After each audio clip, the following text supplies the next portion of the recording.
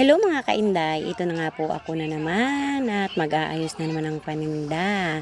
Siyempre, ayos na ayos at bagong dating paninda. Ayan ang papa ko naman nakatingin sa akin. Joke. Oh, ayan nga po at siyempre ayos ako ng mga salamin. Salamin lang po ang aking dyan aayusin. Ayos lang din siyempre pag may time. Di baga po. Medyo marami-rami pong salamin yan. I-display ko yan ay. Ayan nga. At nakatingin naman ng aking asawa. Wow! Yeah. Naman. Ang sweet naman ang asawa ko nakatingin. Way. Oh, tingnan naman ninyo po. Oh, yan.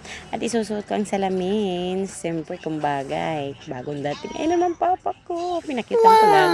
Joke.